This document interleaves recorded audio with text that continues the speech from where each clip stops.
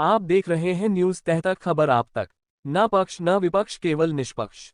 अपने क्षेत्र की खबरों को सबसे पहले देखने के लिए चैनल को सब्सक्राइब करें। बुलंदशहर। उत्तर प्रदेश के मुख्यमंत्री योगी आदित्यनाथ ने शनिवार को बुलंदशहर जनपद को 574 करोड़ रुपए से अधिक की विकास परियोजनाओं की सौगात दी। मुख्यमंत्री ने 365.31 करोड़ रुपए की लागत वाली 27 नई परियोजनाओं का शिलान्यास और 209.25 करोड़ रुपए की लागत से पूर्ण 31 परियोजनाओं का लोकार्पण किया। शिकारपुर और बुलंदशहर में आयोजित कार्यक्रमों के दौरान उन्होंने जनसभा को संबोधित करते हुए सरकार की विकास योजनाओं और उपलब्धियों का उल्लेख किया। मुख्यमंत्री का हेलीकॉप्टर सबसे पहले शिकारपुर तहसील क्षेत्र के खंडवाया स्थित रज्जू भैया सैनिक विद्या मंदिर पहुंचा, जहां जनप्रतिनिधियों, अधिकारियों और छात्रों ने उनका भव्य स्वागत किया। इसके बाद वह बुलंदशहर के नुमाइश ग्राउंड पहुंचे, जहां विशाल जनसभा को संबोधित करते हुए उन्होंने प्रदेश सरकार की कानून व्यवस्था, बुनियादी ढांचे और जनकल्याणकारी योजनाओं पर विस्तार से चर्चा की। कार्यक्रम के दौरान मुख्यमंत्री ने एक पेड़ मां के नाम अभियान के तहत पौधारोपण किया और विभिन्न विभागों द्वारा लगाई गई विकास प्रदर्शनी का अवलोकन किया। उन्होंने अन्नप्राशन एवं गोद भराई कार्यक्रम में हिस्सा लिया तथा उद्यमियों, प्रगतिशील किसानों और स्वयं सहायता समूह की महिलाओं से संवाद कर उन्हें सम्मानित किया। मुख्यमंत्री ने बुलंदशहर विधानसभा क्षेत्र के लिए 321.06 करोड़ रुपए की लागत वाली 20 विकास परियोजनाओं का शिलान्यास किया। इनमें बुलंदशहर स्याना गढ़ मार्ग का चौड़ीकरण, अमृत 2.0 के तहत पेयजल योजना, पुलिस लाइन में महिला एवं पुरुष बैरकों का निर्माण और कल्याण सिंह स्वशासी राजकीय चिकित्सा महाविद्यालय में नर्सिंग कॉलेज की स्थापना जैसी महत्वपूर्ण परियोजनाएं शामिल हैं।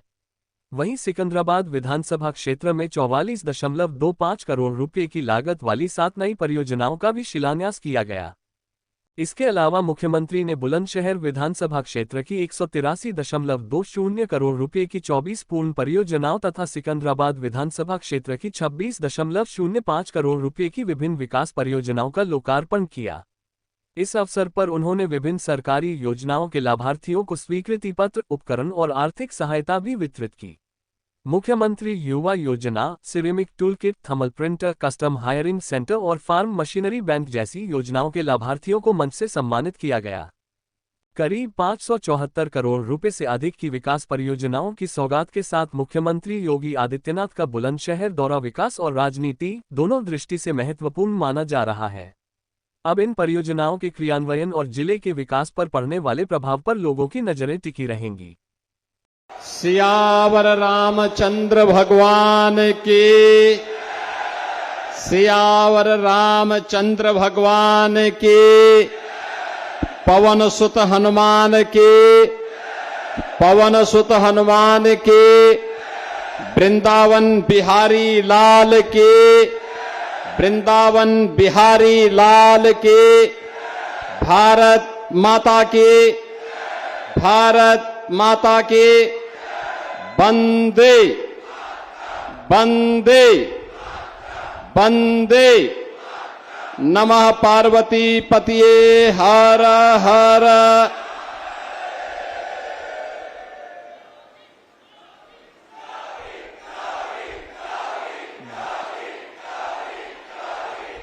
बुलंदशहर विधानसभा और सिकंदराबाद विधानसभा क्षेत्र से जुड़ी भी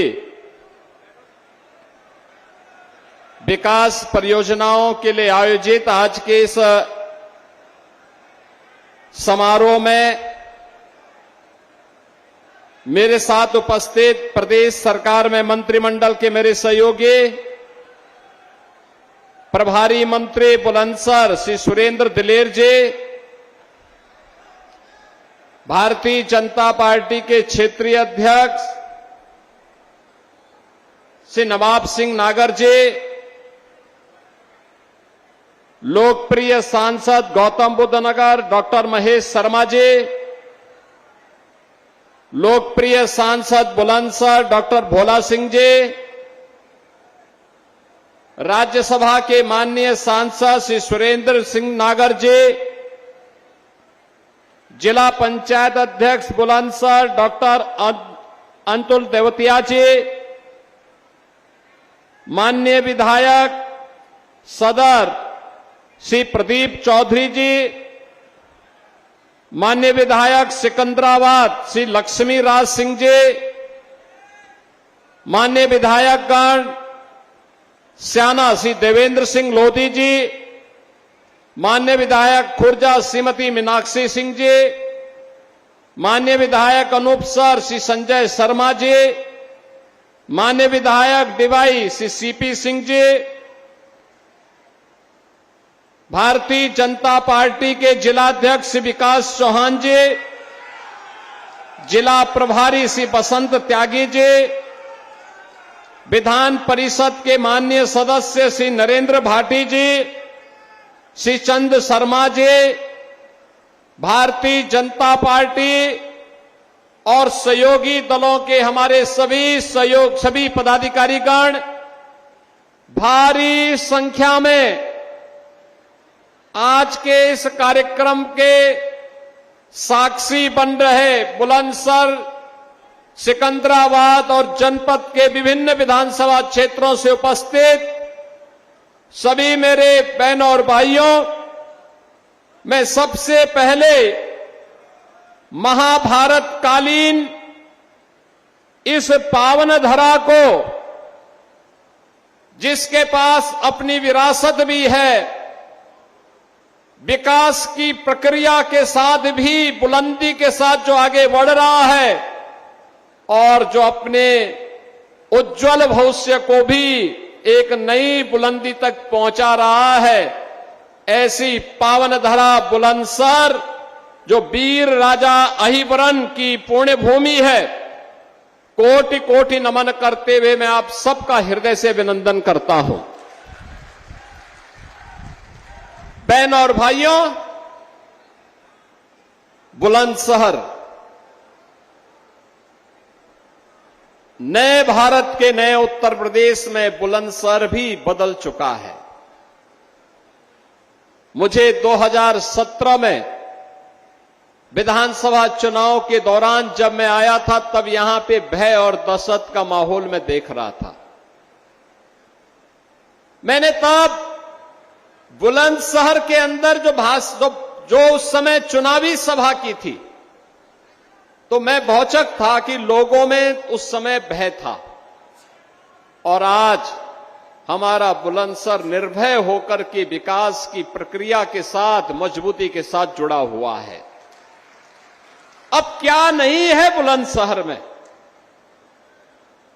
कितनी शानदार, यानी देश की सबसे बड़ी एक्सप्रेसवे, गंगा एक्सप्रेसवे बुलंदशहर को लेकर के आगे बढ़ रही है। और बुलंदशहर से जब आप आगे बढ़ेंगे तो मां गंगा का सानिध्य पाते पाते अब प्रयागराज तक 5 घंटे में पहुंच जाएंगे।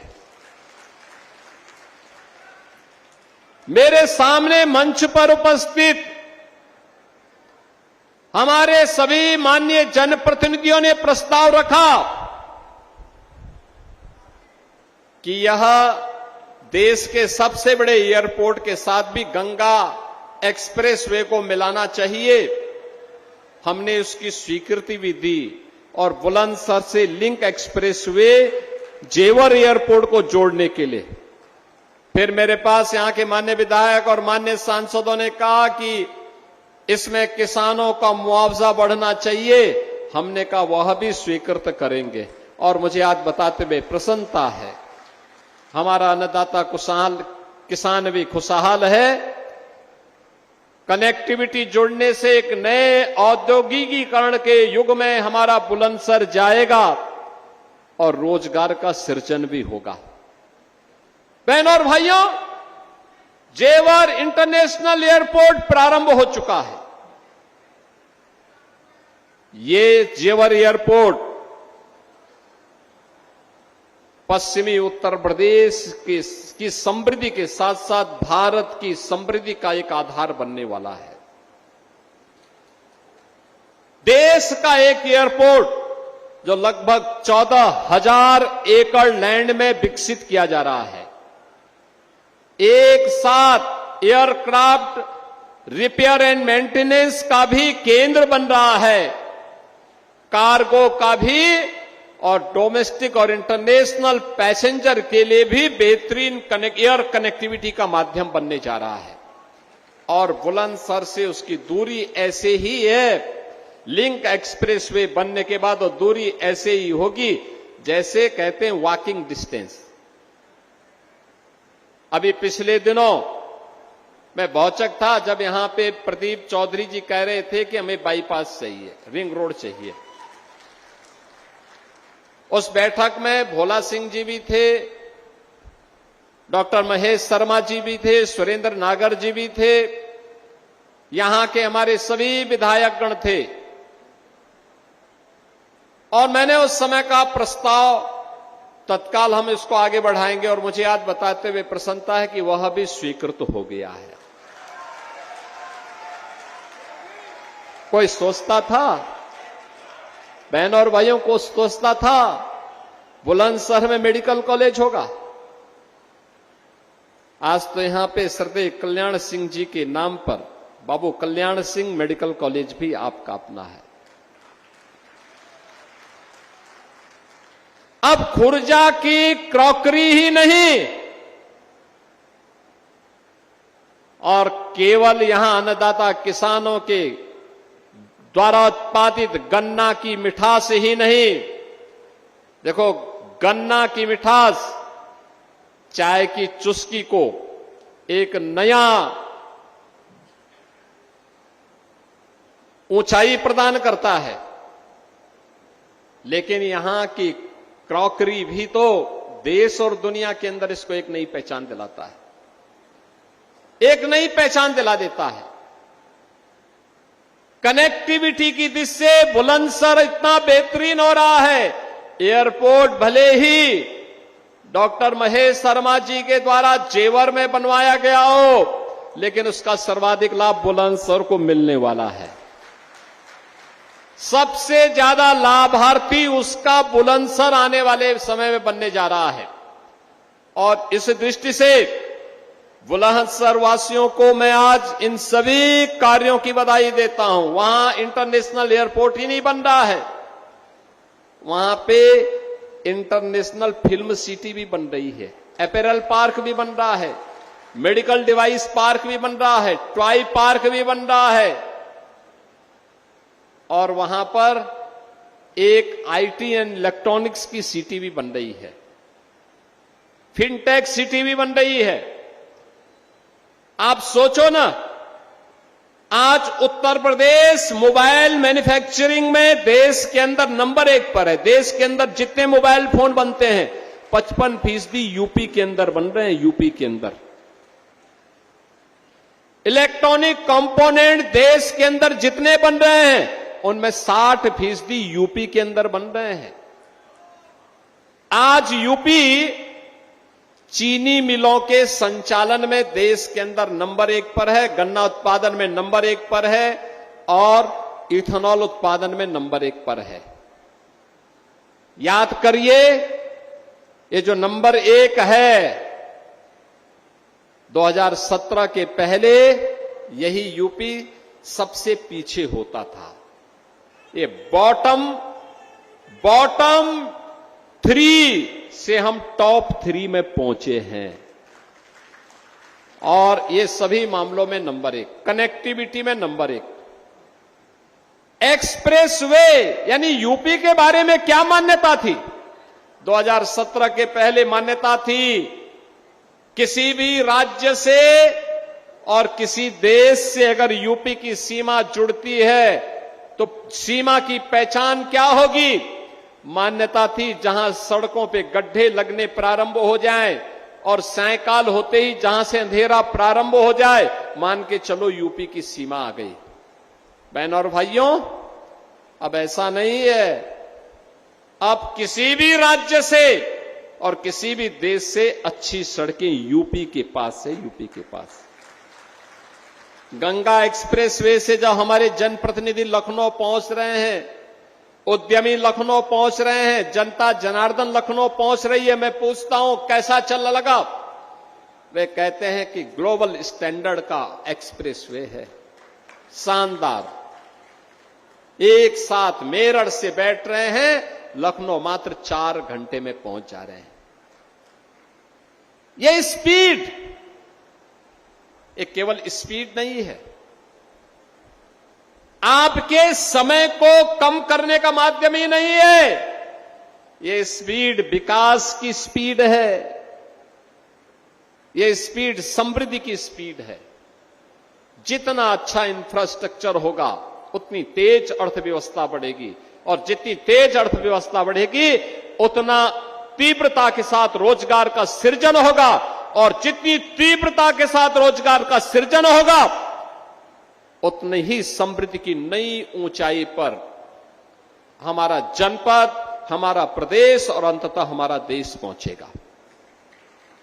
बहनों और भाइयों, उसी विरासत और विकास के अद्भुत समन्वय को आगे बढ़ाने के लिए हम सब लगे हुए हैं, पूरा मंच लगा हुआ है। और मैं तो आभारी हूं बुलंदशहर वासियों का। लोकसभा की दोनों सीटें आपने हमें जिता करके भेजी, सभी विधायक आपने चुनाव जिता करके भेजे, तो स्वाभाविक रूप से बुलंदशहर की आवाज आए ना आए, विकास तो हमें करना ही करना है, क्योंकि आपका कर्ज जो सो है हम पर लोगों का, उस कर्ज को ब्याज सहित चुकता करने के लिए हम लोग निरंतर प्रयास करते हैं। जब श्री लक्ष्मी राज सिंह के साथ और श्रीमती मीनाक्षी सिंह जी के साथ, श्री प्रदीप चौधरी जी के साथ, श्री सीपी सिंह जी के साथ, और हमारे जब संजय शर्मा के साथ यहां के किसान मेरे पास आए, उन्होंने कहा साहब हमारी जमीन ली जा रही है, तो मैंने कहा दे दीजिए।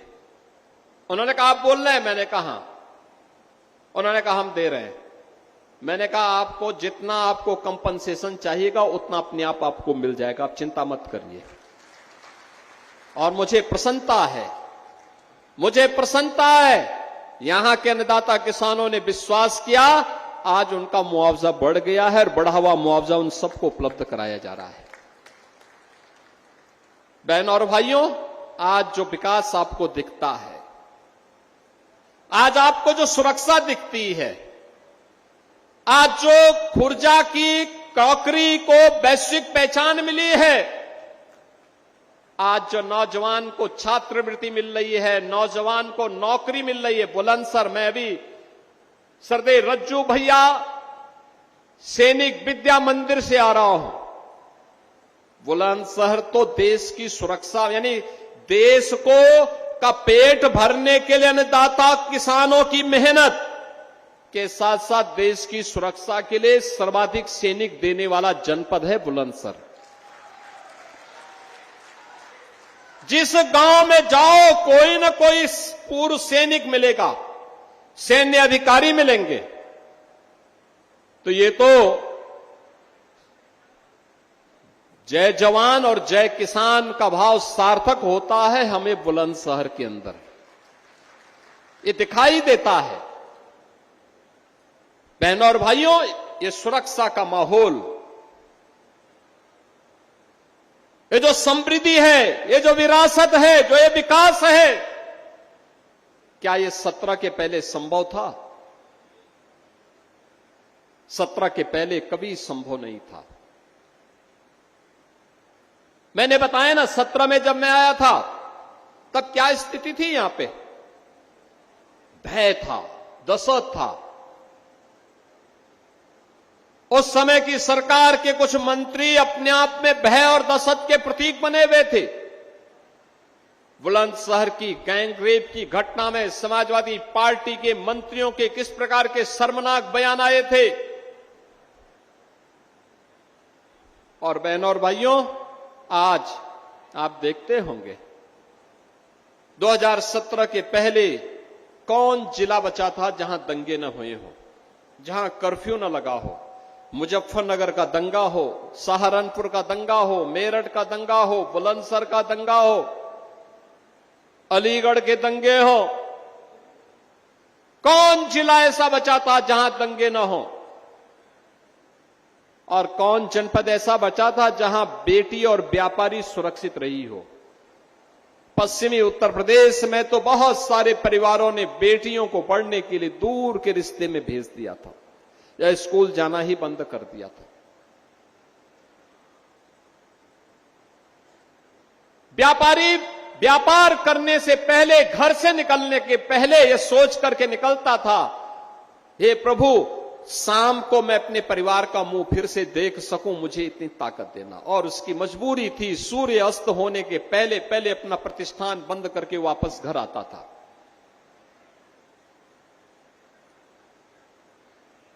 बहनों और भाइयों, यह स्थिति थी यूपी के अंदर। हर जिले में एक माफिया, हर थाने में समाजवादी पार्टी का कोई गुंडा या उसका गुर्गा वसूली करता था। तहसीलें वसूली के अड्डे बने हुए थे। कोई सुनवाई नहीं थी, गरीब की सुनवाई नहीं थी, महिलाओं को सुरक्षा नहीं थी। व्यापारी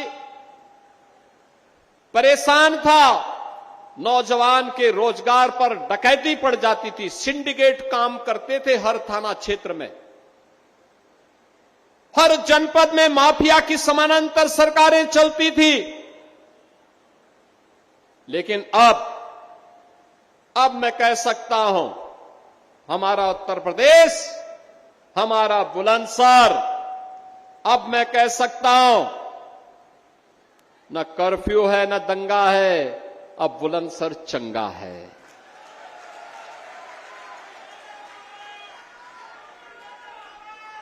हम लोगों ने कहा था माफिया को मिट्टी में मिलाएंगे और मिला करके दिखा दिया। हम लोगों ने कहा था कि बेटी और व्यापारी की सुरक्षा पर किसी ने सेंध लगाई तो दो ही जगह होंगे, या तो जेल होगी या जहन्नुम होगा, तीसरी जगह नहीं होगी।